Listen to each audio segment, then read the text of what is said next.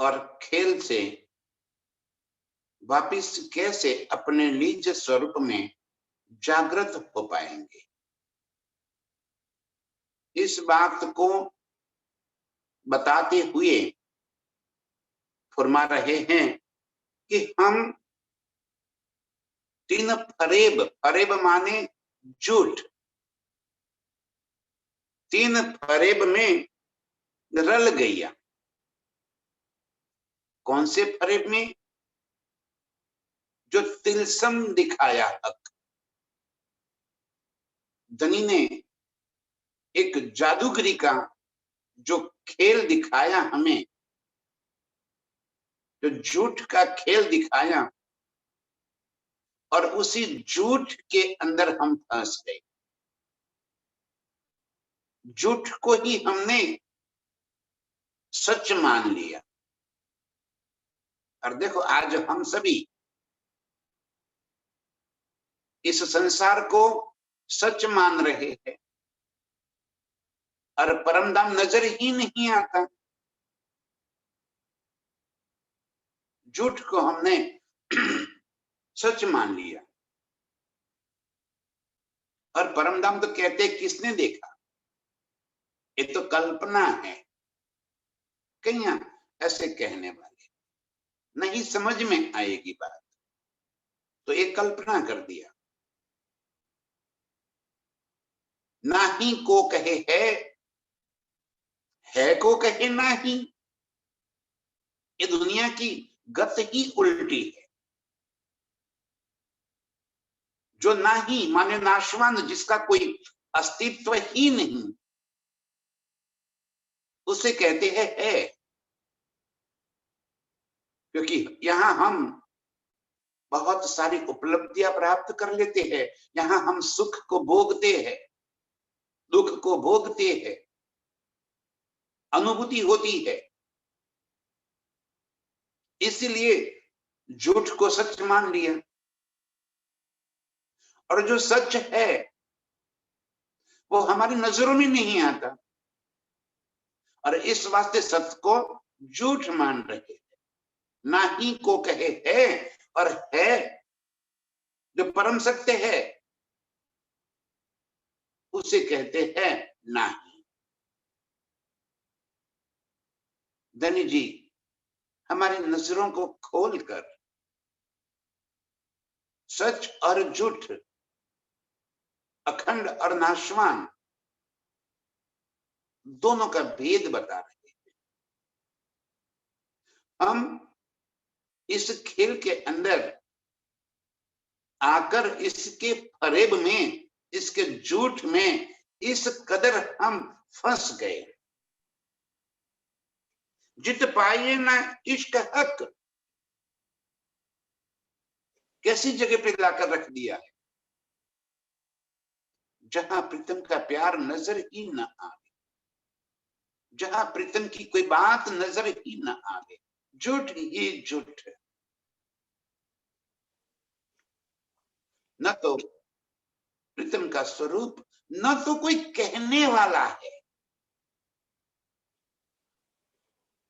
ऐसा खेल बना दिया।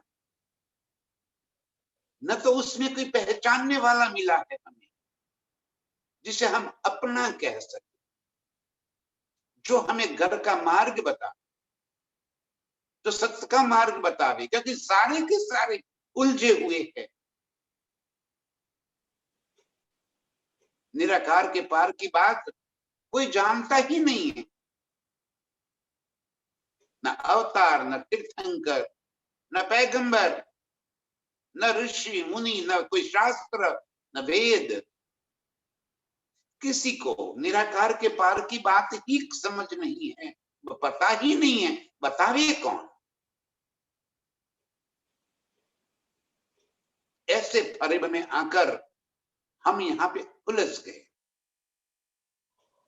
और झूठ को ही सच मानकर, उसी को दिल में बसाकर,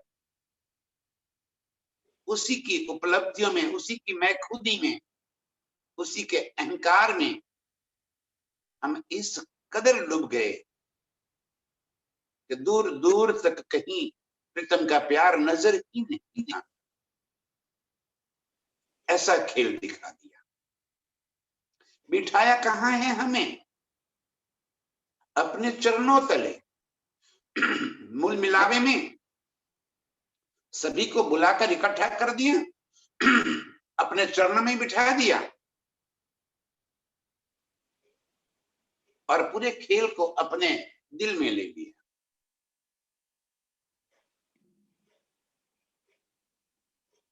खेल के अनंत पात्रों में से इन एक पात्र के साथ मेरी नजर को जोड़ दी, परात्म को और इस वजूद को जोड़ दिया। हम वजूद के दिल से स्वयं को वजूद का तन का नाम जो है वो हम मानने लगे कि मैं यही हूं। वजूद की मैं खुदी में मेरी परात्म फंस गई और ये वजूद के माध्यम से जो भी इस खेल की लीला, खेल का आनंद, खेल के सुख और दुख, खेल की अनुभूति, इस संसार के सारे गुणों की अनुभूति, जितनी भी बातें इस दिल के अंदर आती है वो सारी बातें परात्म के दिल में पहुंच जाती है।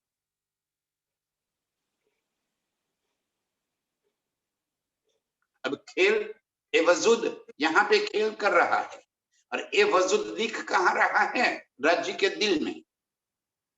परात्म वहां बैठे इस वजूद को देख रही है। जगाना किसे, फरामोशी किसे है? ये वजूद थोड़ी ही फरामोशी में, इसका तो कोई वास्तविक अस्तित्व ही नहीं है। कल मैंने मार्कंडेय ऋषि की कथा बताई थी। दोबन का जो कोई अस्तित्व ही नहीं है, लेकिन मार्कंड जी अपने आप को दोबन मान रहे हैं, धोबी का मार खा रहे हैं, धोबी के बच्चों को बड़े कर रहे हैं, धोबी के लिए भोजन बना रहे हैं। अब जगाना किसको है? धोबन को कि मार्कंडे को? भाई फरामोशी तो मार्कंडे के सर पे,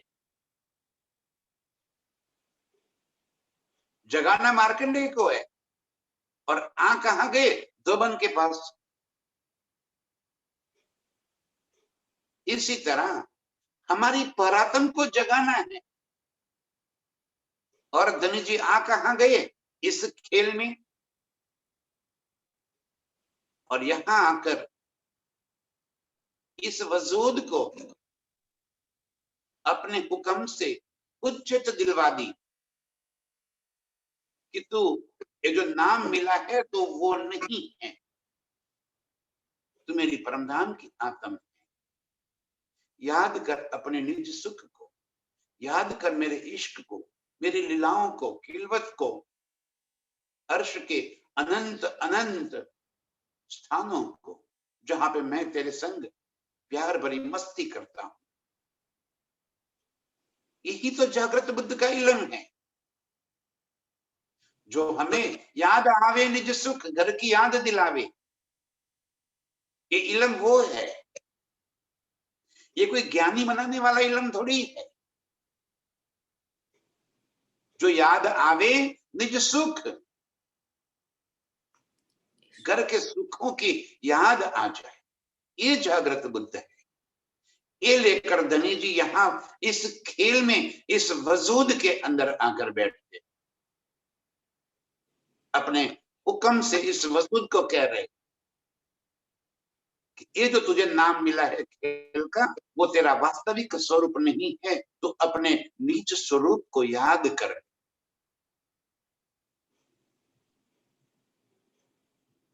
जैसे जैसे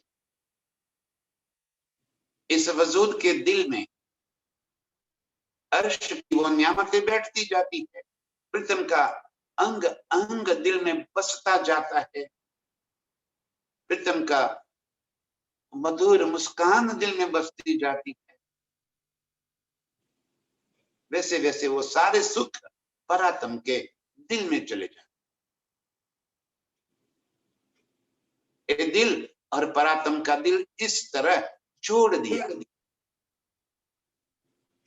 और हमें इस खेल के अंदर ऐसे उलझा दिए है। अब आगे ये भी कह दिया उन्होंने, यदि अर्श का एक छोटा सा तिनका भी याद आ जाए, एक कंकरी भी याद आ जाए, तो ये वजूद सहन नहीं कर सकता, उसी पल उड़ जाए। तो कैसे रखा है?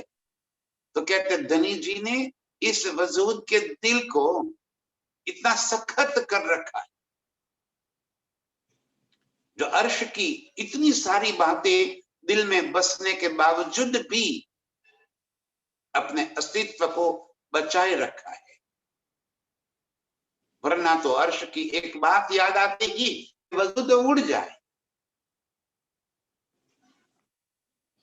धनी जी धीरे धीरे करके संज में एक एक एक एक करके अर्श के सारे सुख हमें दे रहे हैं। जैसे जैसे वो बात हमारे दिल में बसती जाएगी, परात्म के दिल में वही बातें पहुंचती जाएगी और फरामोशी टूट जाएगी। और फिर क्या करेगी? बैठी रहेगी मूल मिलावे में, या तो नजर प्रीतम की और लग जाएगी, या तवाफ देवे अर्श को 25 पक्ष में नजर फिरती रहेगी, अपने स्थान से हिलेगी नहीं। पूर्ण फरामोशी तो तब टूटेगी जैसे सभी की नजरें अर्श की ओर मुड़ जाए। तब धनी महामत हंस ताली दे, साथ उठा हंसता सुख ले। इस तरह से धनी हमें अर्श में जगा रहे। ये तिलसम झूठ का खेल दिखाकर हम यहाँ पे अभी तो उलझा रहे हैं। कहे हक मोहे तब पाओगे, जब लोगे मेरा इश्क। धनी जी फरमा रहे कि मुझे पा लेना है तो मेरी चाहत दिल में बसा लो, लोगे मेरा इश्क। जब मेरे इश्क को याद कर लोगे तब मुझे पाओगे। यदि आपका इश्क संसार की तरफ है तो संसार को पाओगे, यदि हमारा इश्क प्रीतम की ओर है तो प्रीतम को पाओगे। इतना सहजता से, सरलता से प्रीतम ने कह दिया कि मुझे तब पाओगे जब लोगे मेरा इश्क, मेरी चाहतें आपके दिल में आएगी। और वो चाहते तब आएगी जब पहचान होगी। पहचान तब होगी जब हम इस इल्म को दिल में धारण कर लेंगे, सहूर करेंगे।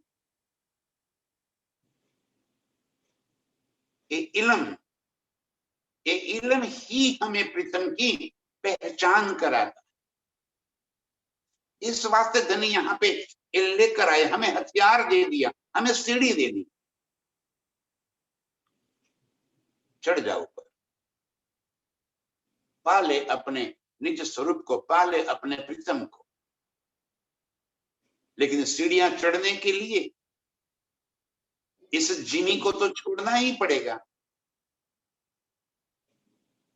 जब एक सीढ़ी ऊपर चढ़ना है तो नीचे की सीढ़ी को छोड़ना है, तब तो ऊपर की सीढ़ी चढ़ पाएंगे। और देखो प्रीतम ने हमें कैसे एक एक करके सीढ़ियां चढ़ा दी। कहां संसार की इसी के अंदर गले गले, इसी के अंदर फंसे हुए थे हम, खींचकर अपने और ले लिया। हम ऐसे खींचकर बंधे हुए चले आ रहे, पता ही नहीं कि कौन हमें खींच रहा है। फिर ब्रज की लीला में हमें बिठा दिया, फिर ब्रज छुड़ा दिया, रास की ओर लेकर चले गए, फिर रास छुड़ा दिया, अब देखो अर्श पकड़ा दिया। ब्रज और रास में भी आने वाले तुम ही है धनिक, लेकिन वो लीला समाप्त हो गई और आज ये जागने की लीला चल रही है। अब समझ जाओ और प्रीतम को पहचान लो, उसमें भी लीला करने वाले हम ही थे, ब्रज में भी हम ही आए थे हमारे प्रीतम के संग, रास में भी हम ही थे प्रीतम के संग, और आज भी प्रीतम हमारे साथ ही है। प्रीतम हमें छोड़कर कहीं नहीं गए। यदि हमें छोड़कर गए होते तो आज ये बातें जो हम कर रहे हैं ये बातें न करते, ये बातें ही कोई न कर पाता। अर्श की बातें करना, ये अर्श के सुख लेना, ये अर्श के चितवन करना, परिक्रमा के 25 पक्षों की अंदर की बातें बताना, ये कौन बोल रहा है? मेरे धनी जी ही तो हमें जगा, वो ही तो ये बातें बता रहे। कहे हक मोहे तब पाओगे जब लोगे मेरा इश्क। धनी जी कह रहे कि मुझे प्राप्त करना है, मुझे मिलना है, तो मेरी चाहत भी तो दिल में भर लो। बिना चाहत के तो प्रीतम आएंगे नहीं सामने, जिसकी चाहत दिल में करेंगे वो ही तो सामने आएगा। अब जो हमारी चाहते संसार की ओर लगी है, उससे विमुख होकर हमारी चाहते यदि अर्श की ओर कर ली, तो प्रीतम का वो हंसता हुआ, मुस्कुराता हुआ ये सुंदर स्वरूप हमारी नजरों के सामने। बस नजर का ही तो खेल है, नजर को ही तो घुमाना है। इसी को तो फरेब कहा, नजर का खेल। इसी को ही तिलसम कहा, नजर का खेल। अर्श से यहाँ पे कोई रुपये थोड़ी आई, नजर का खेल। प्रीतम नजर के खेल से हमें अर्श की बात फिर वापिस नजरों को अर्श की ओर मोड़ने को कह रहे। जो नजर हमारी खेल की ओर आ गई है, बस उसी नजर को वापिस अर्श परमधाम की ओर करने की बात है, प्रीतम की ओर करने की बात। लाओ प्यार करो दीदार, मुझे तब पाओगे जब लोगे मेरा इश्क। मेरी चाहत जब दिल में भर लोगे, तब मुझे आप अपने पास, अपने दिल में, अपने अंग अंग में पाओगे। मैं इतना नजदीक हूं तुमसे, सहरक से नजीक। बस नजर फिराने की बात, मैं तुमसे एक जरा सा भी दूर नहीं हूं। बीच में ये पर्दा पड़ गया और इस वास्ते मेरी सूरत आपको नजर नहीं आ रही, पर्दे के ऊपर आपकी नजर पड़ गई। बस पर्दा हटा दो, मैं तुम्हारे सामने हूं। मैं तुमसे जरा सा भी दूर नहीं। जैसे दो बंद हैं, इतना करते ही मार्कंडेय ऋषि जागृत हो गए।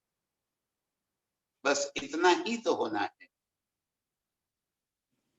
अपने निज स्वरूप को याद करके, प्रीतम के इश्क को दिल में भर के हमें अपने निज स्वरूप में जागृत होना है।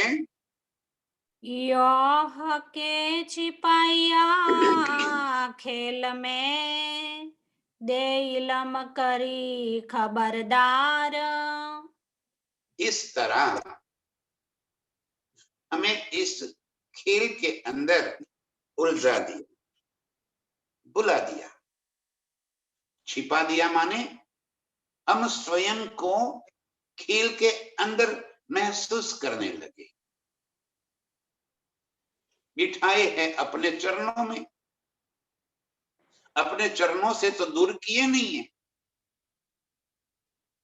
और वहां बिठा बिठाकर एक खेल की ओर हमारी नजरों को मोड़ दिया।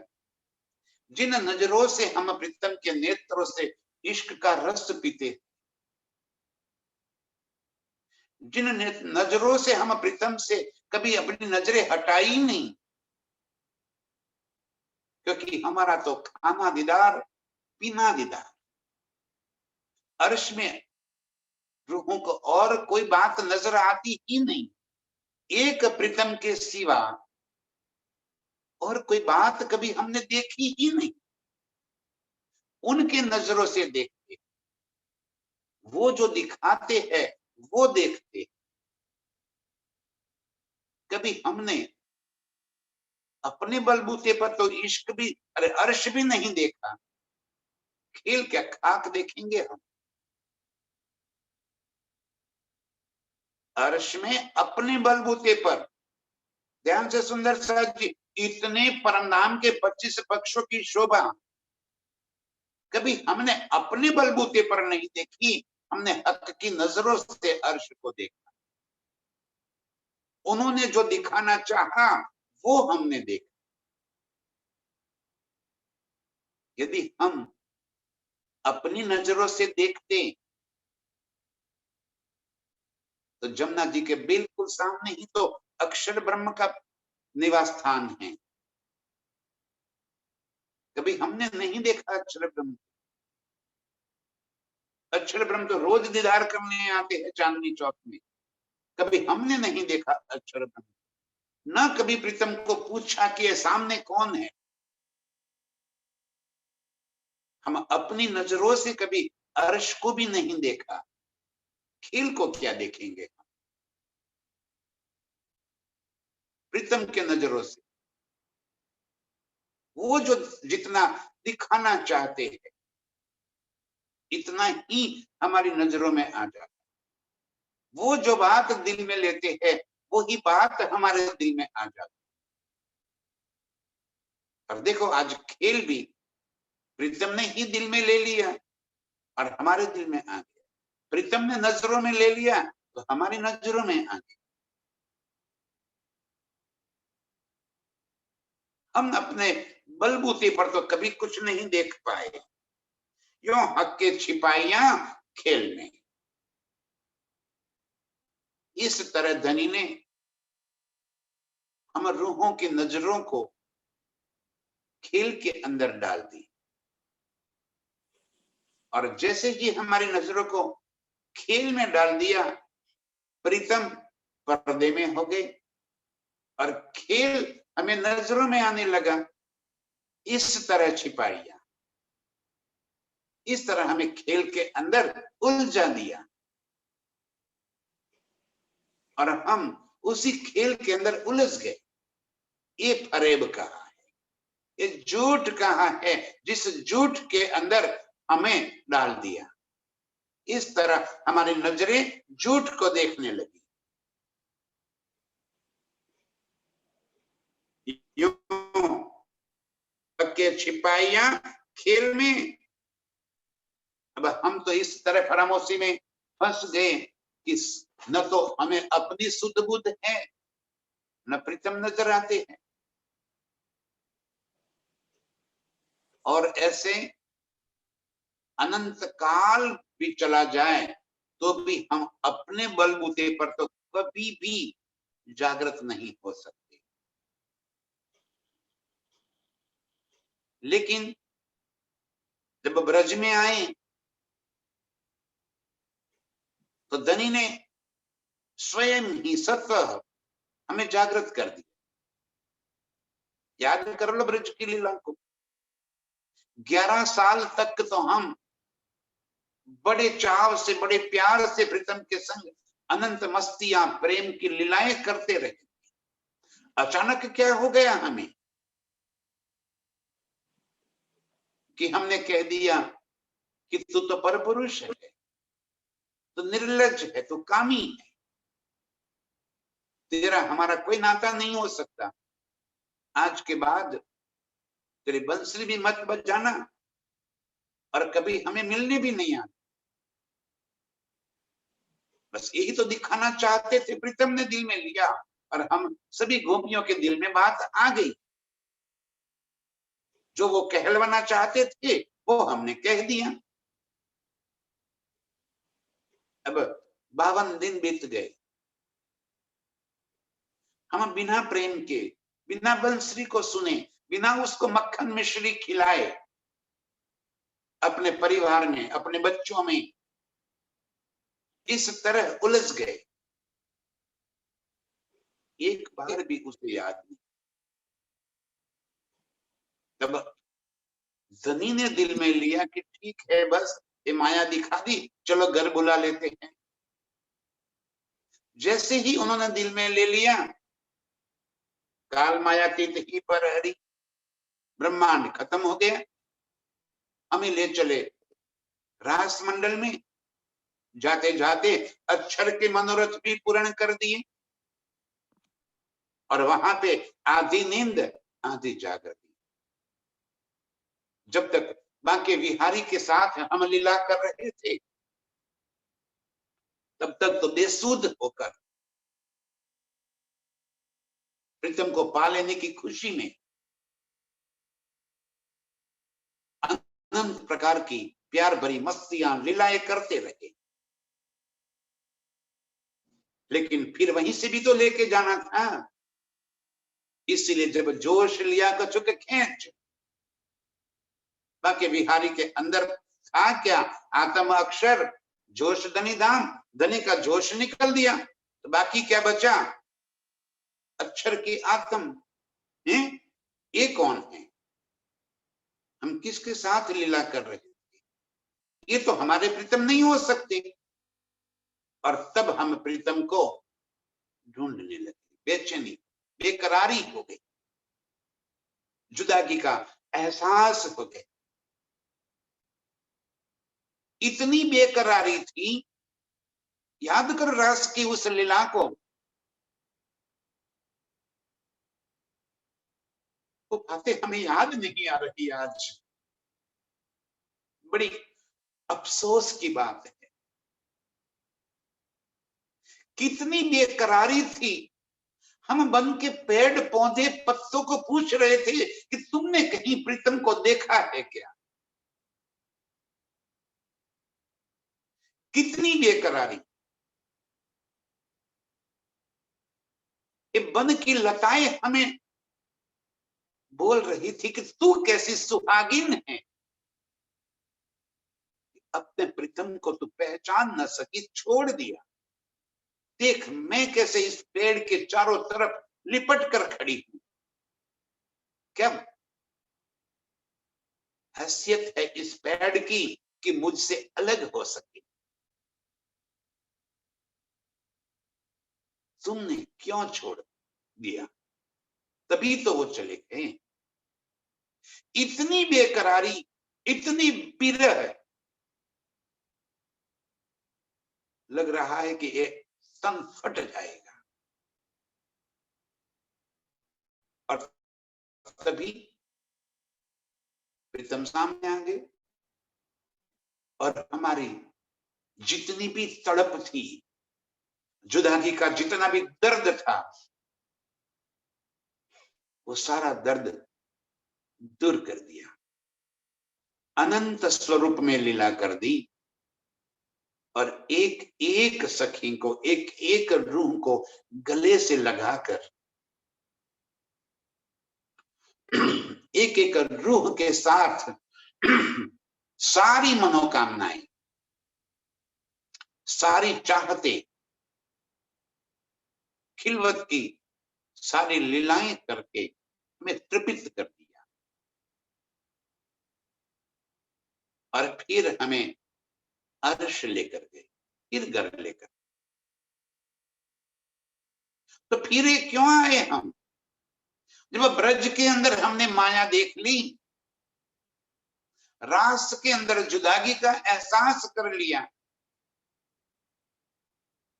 और तृप्ति तो हुई थी, क्योंकि जब धनी ने कहा कि अब क्या चाहती हो, तब हमने ये कहा था कि हवे से घेर ले चालो जहां जुदागी ना।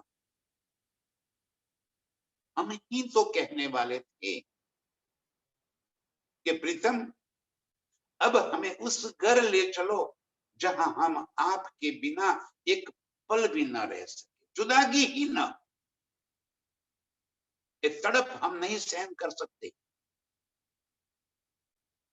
तब हमें वापस घर लेकर, और जैसे ही घर गए पलटी मार ली हमने, चाहते पूरी नहीं हुई, फिर से खेल दिखाओ। कौन सी चाहते पूरी ना हुई हमारी? माया देखने की ना, माया देखने की कोई चाहते बाकी नहीं रह गई थी।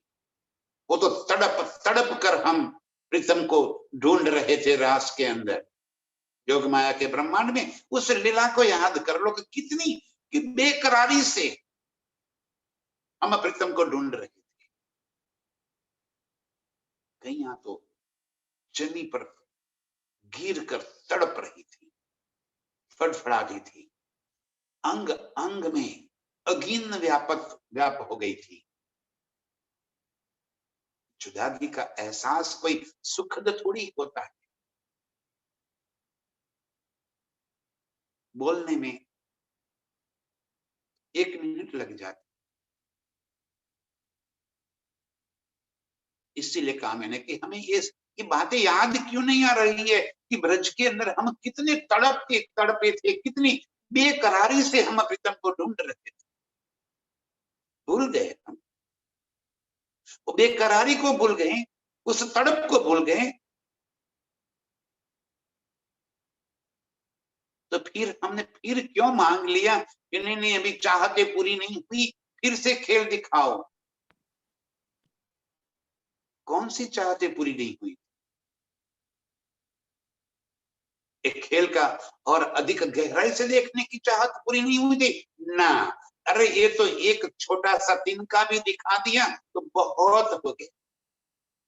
जैसे सरकार जी कहते थे कि बहनें चावल पकाने के लिए रख देती हैं, तो चावल पके कि नहीं पके उसकी परीक्षा लेने के लिए एक दाना अंदर से निकालते हैं, दबा देते हैं। यदि दब गया तो समझ लो कि सारे चावल पक गए हैं, पतीला नीचे उतार देते। एक एक दाने को दबा दबा कर नहीं उसको चखती कि भाई बराबर है, पक गए, ये दाना पक गया, ये दाना अध पका है ना। एक दाने को दबा दिया, पता चल गया कि सारे चावल पक गए। 52 दिन तक जुदागी देख ली, दाना पक गया, खेल की समझ आ गई थी। रास में तो एक पलक की जुदागी हो गई, और एक पलक हमारे लिए इतना तकलीफ वाला था, इतना तड़पाने वाला था कि हम प्रीतम को कह दिए अबे एक गिर ले चलो जहां जुदागी ना हो। जुदागी नहीं करते तो फिर क्या होगा? कौन सी चाहत है पूरी गई हमारी? बस यही एक चाहत रह गई थी, प्रीतम अर्श के अंदर अनंत लीलाओं में हम जीत जाते। अर्श की अनंत लीलाओं में हमेशा कंपटीशन, हरीफाई होती रहती है प्रीतम और हमारे बीच में, और हर एक कंपटीशन में हम जीत जाते। याद कर लो, जब हम जमुना जी में गए क्या कहा है? आप अकेले हो जियो, आप एक तरफ अकेले हैं और हम सभी समाधि के संग अलग हो गए। आप अकेले और हम 12,000 समाधि के साथ एक तरफ, और एक तरफ आप अकेले। और जिस तरह से हमने उस जल क्रीड़ा का आनंद लिया, प्रीतम भागते फिरते थे और हम हंस हंस के खुश होकर एक आनंद लेते थे कि देखो हमने प्रीतम को हरा दिया। और प्रीतम भी इतना ही चाहते थे कि मेरी रूहों के मुखारविंद की ये हंसी, मेरी रूहों के लबों की ये लाली कभी कम न हो जाए। यही तो प्रीतम चाहते। कुंजबिद की रेती में पिया चलो दौड़िए जाए, जो जाको छुई लेट है सो ताकि हाथ बिकाए। यही तो रहमत है एक दूसरे को पकड़ने की। दौड़ रहे हैं और प्रीतम को हमेशा हरा देते हैं। बट पीपल की चौकी में गए तब भी प्रीतम को हरा दिया। पश्चिम के चौगान के अंदर दौड़ने की हरीफाई, पशुओं के ऊपर बैठकर दौड़ने की हरीफाई, आसमान में उड़ने की हरीफाई, जितनी भी कंपटीशन हुई, एक एक कंपटीशन में हम रूहें हमेशा जीत गई और जानबूझकर प्रीतम हार जाते थे ताकि हमारी खुशी और अधिक हो जाए। ऐसी आशिकी है। लेकिन खेल में पहली बार ऐसा हुआ कि ब्रज की लीला में भी हम हार गए और रास की लीला में भी हम हार गए। बड़ी बातें कह दी थी हमने, चाहे सबैर अजमाए के देखो न भूलेंगे हम, और भूल गए। खेल के अंदर रल गल गए। तब हर्ष में जागृत होकर ये अफसोस हुआ कि हम तो हार गए। एक बार और यदि मौका मिल जाए तो हम प्रीतम को हरा देंगे। अब की बार बराबर ऐसे मजबूत होकर हम खेल में उतरेंगे कि प्रीतम को हरा देंगे। इस वास्ते मांग लिया कि धनी फिर से खेल दिखाओ, एक मौका और दो। और अब की बार इंद्रावती हम सभी की तरफ से तैयार होगी। धनी कहते ठीक है, चलो एक बार और आपको खेल दिखा देता हूं, लेकिन याद रखना अब की बार मैं खेल खत्म नहीं करूंगा। मैं अपनी मर्जी से खेल खत्म नहीं करूंगा। जैसे ब्रज के अंदर मैंने अपनी मर्जी से खेल खत्म किया था, जैसे रास के अंदर मैंने अपनी मर्जी से खेल खत्म किया था और आपको अर्श लेकर आया था, अब की बार मैं अपनी मर्जी से खेल खत्म नहीं करूंगा। जब तुम कहोगे खेल खत्म करो, जब लोगे मेरा इश्क, जब तुम अपने दिल में मेरा इश्क भर लोगे, तब एक खेल खत्म होगा। तब हमने कहा धनी हम कैसे उस वहां पे वो इश्क को पाएंगे? तब धनी ने कहा फिक्र मत करो, मैं तुम्हारे साथ रहूंगा, मैं तुम्हें जगाने की हर कोशिश करूंगा। मेरा इल्म तुम्हें पल पल मेरी याद दिलाता रहेगा, लेकिन जगना तो तुम्हें स्वयं ही पड़ेगा। मेरा इल्म तुम्हें अर्श के सारे सुख की पहचान करा देगा, लेकिन उस सुख को दिल में भरने का काम तो तुमको स्वयं ही करना पड़ेगा। ठीक है। इंद्रावती कहती है संभालो साथ अवसर आव्यो छे हाथ जी। मौका मिला है। इंद्रावती कहती है सुंदर सा जी तैयार हो जाओ। जैसे हमने ब्रज में तुरंत ही देह को छोड़ दिया था, जैसे रास में हमने तुरंत ही छोड़ दिया था, इसी तरह अब की बार भी बस यूं गए यूं आए। हम आकर कह दे कि देखो प्रीतम तुम्हारी माया हमारा कुछ भी न बिगाड़ सकी, सबेर अजमाए के देखो न भूलेंगे हम। आपकी क्या करेगी माया? पहली बार तो हम गलती से हम हार गए, अब की बार नहीं हारे। इंद्रावती हमें तैयार कर रही, लेकिन हम हैं कि इस माया के अंदर ऐसे उलझ गए कि समझ आया समझे नहीं ना कछु माने बात। समझ आया समझे नहीं ना कछु माने बात। प्रीतम का इलम हमें बार बार ये बात समझा समझा समझा रहा, ना कछु माने बात, समझ ही नहीं आ रही है इन बातों को। ये इलम हमें इस तरह इस खेल से प्रीतम की पहचान कराकर वापिस अर्श में जागृत कर रहा है। इलम कौन है? इलम क्या है? मेरे प्रीतम का हुक्म ही तो है, स्वयं मेरे प्रीतम ही तो है। इलम कोई ज्ञान नहीं है, बार बार मैं ये बात कह रहा हूं। मेरे प्रीतम ही स्वयं इस हुक्म को लेकर हमारे पास पहुंच गए और हमें अपने निज स्वरूप की याद दिला रहे हैं। आज भी वही हमें याद दिला रहे हैं इस इलम में बैठकर। लेकिन हम हैं इस खेल के अंदर इस तरह रल गल गए हैं। यहाँ के सिपाहियां खेल में दे इलम करी खबरदार।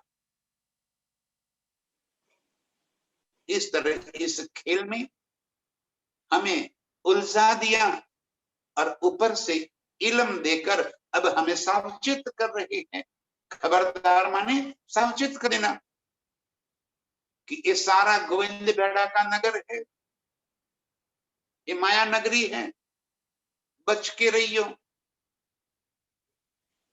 हमें खबरदार कर रहे हैं, मत फंसो इसमें। ये गोविंद बेड़ा है जो आपको खींच रहा है, ये माया नगरी है, उलझ गए तो उलझ गए, निकलने का कोई रास्ता नहीं है। इस तरह धनी का इलम हमें खबरदार सावचेत कर रहा है कि फंसियो मत। और हम फंसने के बाद भी बोल रहे हैं फंसियो मत, फंसियो मत। दे इल्मे करी खबरदार। धनी आकर इलम दिया और इलम देकर हमें सावचेत करके अपने निज स्वरूप की पहचान करा रहे हैं। रब्द किया याही वास्ते, ल्याओ प्यार करो दीदार। यही खबरदार कर रहे हैं हमें याद दिला रहे हैं। खबरदार करना माने क्या? सावचेत हो जाओ। प्रीतम हमें इस इलम से कह रहे हैं कि हे मेरी रूहे सावचेत हो जाओ। यही खेल देखने के लिए आपको यहां पर लेकर आए हैं। रब्द किया यही वास्ते, किस वास्ते रब्द किया? लाओ प्यार करो दीदार। इश्क का ही तो खेल बनाया। रब्द किया यही वास्ते, किस वास्ते? प्यार का ही तो रब्द किया। धनी जी अर्श में हमें यही तो फरमा रहे थे, रूहों बेशक इश्क तुम्हारा ज्यादा है, पर आशिक न कहियो कोई। वो कह रहे कि मैं मानता हूं कि तुम्हारा इश्क ज्यादा है, लेकिन मेरा इश्क भी तो देखो, मैं भी तो तुम्हारा आशिक हूं, मैं ही तो तुम्हारे इर्द गिर्द घूम रहा हूं, मैं ही तो तुम्हारे चेहरे पे एक खुशी कायम कर रहा हूं। हमें अपना इश्क नजर आया, प्रीतम का आया न नजर। प्रीतम का प्यार हमें कभी नजर ही नहीं आया। हम तो अपने दिल की जानते थे, प्रीतम को हम रिझाते थे, ये बात हमें पता थी। प्रीतम हमें रिझाते हैं, ये बात हमें कभी पता ही नहीं चला। चलती भी कैसे? चलेगी तो तब जब समझ आएगी, इलम आएगा, और अर्श में इलम होता नहीं है। जैसे मैंने अभी बताया कि अर्श की सारी लीलाओं में प्रीतम हार जाते थे और हम जीत जाते थे। क्यों? ये अर्श में हमें कभी नहीं पता चलता। हम तो ये मानते थे कि हम 12,000 है और हम अपने बलबूते पर प्रीतम से जीत जाते हैं और प्रीतम को हरा देते। जैसे यहां आपके घर में आपका पोता हो, आपका नाती हो, छोटा बच्चा वो आपके साथ खेल रहा है, दादी दादी दादा दादा करके आपके गोद में खेल रहा है, और मजाक मजाक में वो आपको धक्का मार देता है और आप जानबूझकर उसको हंसाने के लिए गिर जाते हो। वो बहुत खुश हो जाएगा, तालियां बजाएगा कि मैंने दादाजी को गिरा दिया, मैंने नाना जी को गिरा दिया। जब आप फिर बैठ जाओगे, फिर वो धक्का मारेगा, आप फिर गिर जाओगे, वो और अधिक खुश हो जाएगा कि वाह वाह, मैंने दादाजी को 2 बार गिरा दिया, 3 बार गिरा दिया, बार बार गिरा दिया। उसको एहसास ही नहीं है कि मेरे गिराने से नहीं गिरे, वो तो मुझे खुश करने के वास्ते गिरे। वो बात उसको समझ में तब आएगी जब वो बड़ा हो जाएगा। और बड़ा हो जाएगा जब समझदारी आएगी, तब पता चलेगा कि उस वक्त दादाजी गिर जाते थे, वो मेरे बल से नहीं गिर जाते थे, वो तो मुझे रिझाने के वास्ते गिर जाते। बस हमें भी यही बताना चाहते थे प्रीतम कि देखो, तुम्हारा इश्क बेशक ज्यादा है, लेकिन मेरा भी तो इश्क है, मैं भी तो तुम्हें चाहता।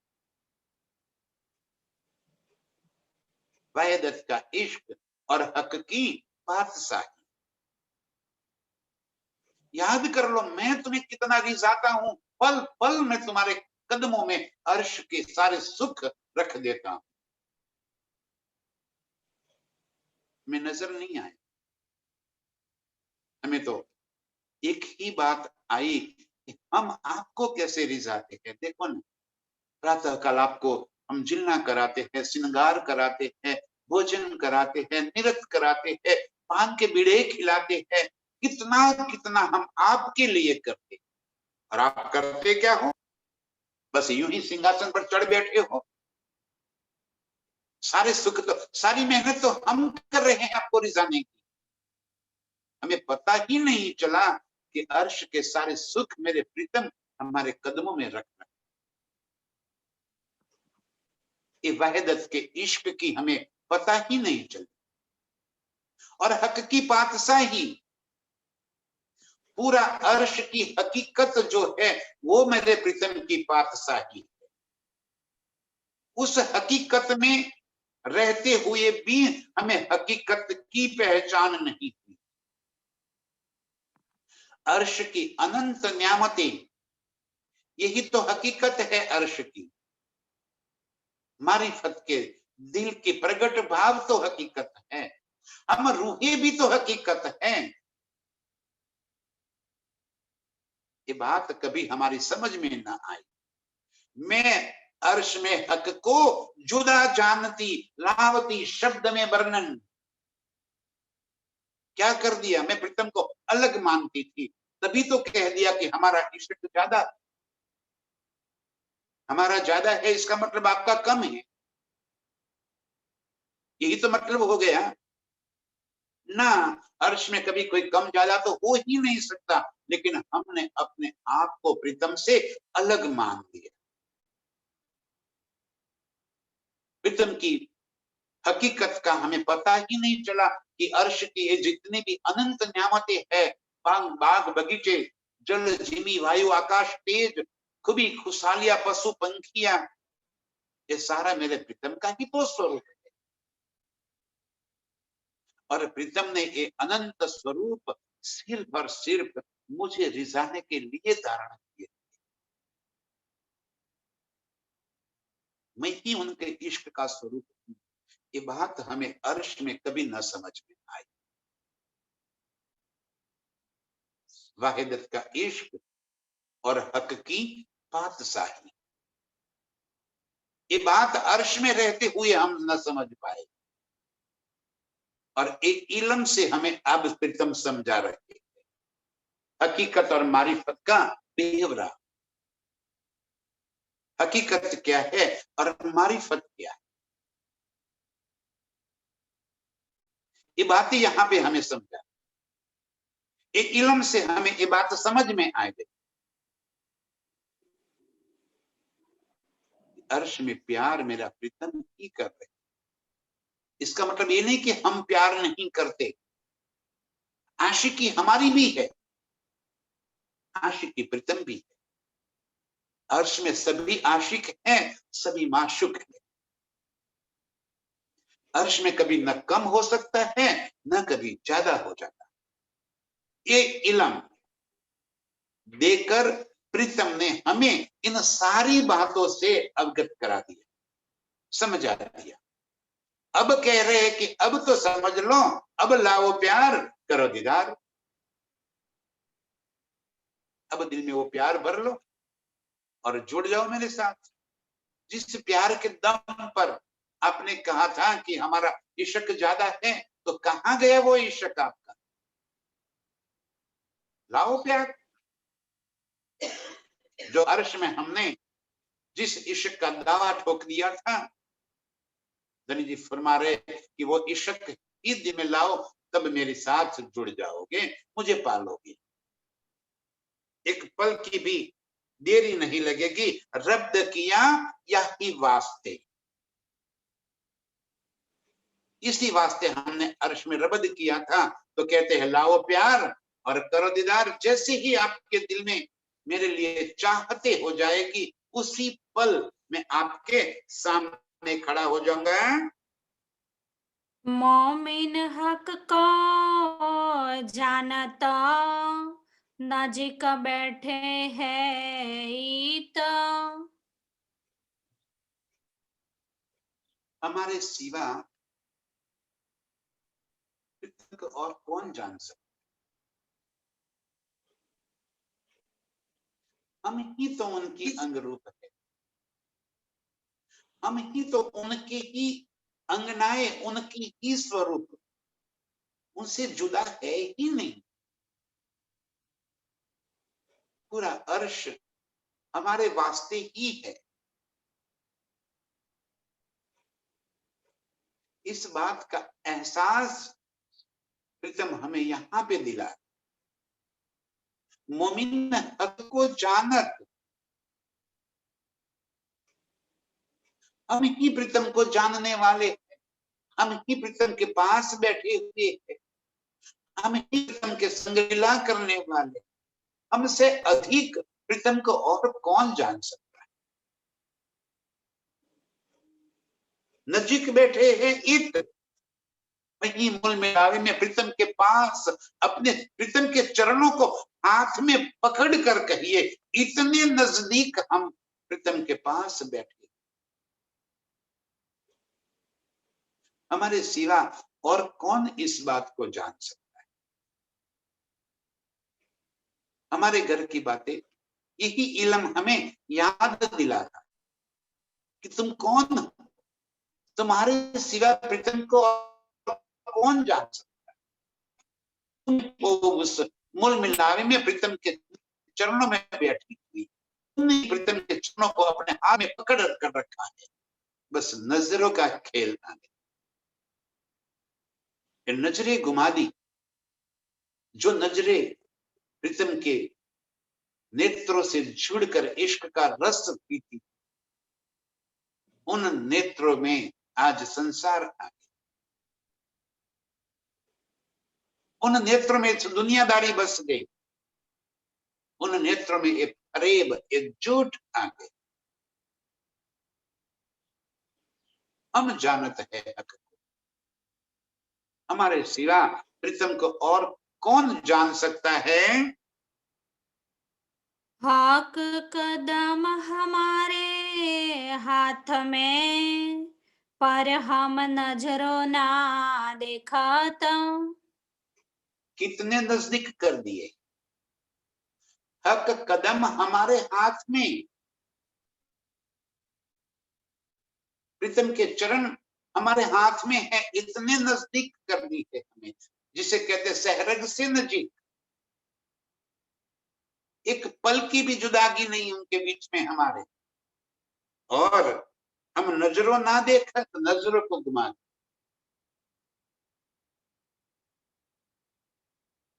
नजरों को खेल के अंदर डाल दी। जिन नजरों से हम देखते थे प्रीतम को, जिन नजरों से हम अर्श को देखते थे, वो नजरों में खेल भर दिया, फरेब की और झूठ की, और हमारी नजरों को घुमा दी। और हमारी नजरों में अब खेल बस गया, तो हम खेल को देख रहे। बस ये नजर का खेल है, खेल से नजर घुमा ली तो सामने प्रीतम। जब तक नजर खेल में है, नजर माने चाहत, जब तक हम खेल के अंदर रल गल गए हैं, खेल की चाहते, संसार की चाहते, इस उपलब्धियों की चाहते, बस यही दिल में बसा हुआ है। रात दिन उसी चक्कर में दौड़ रहे।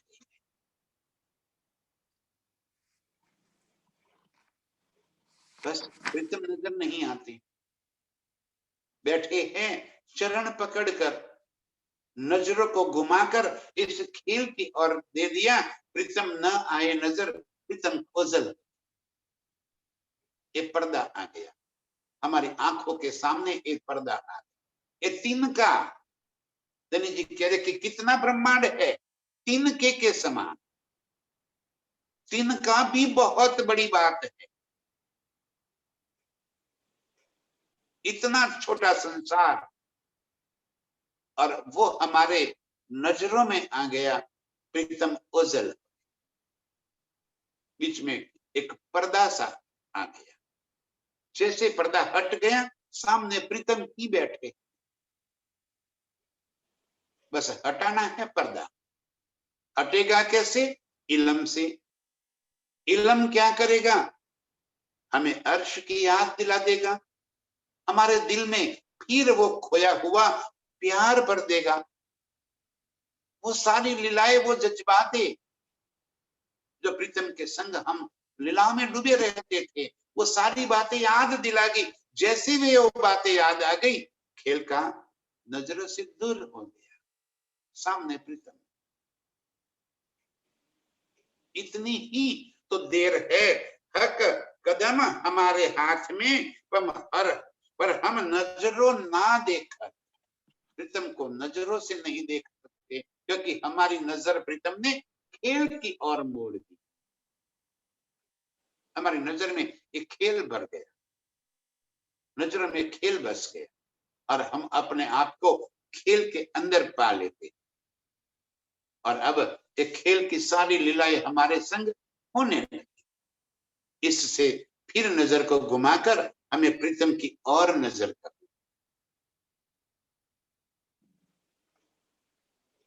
कितना वक्त लगे? एक पलक भी नहीं।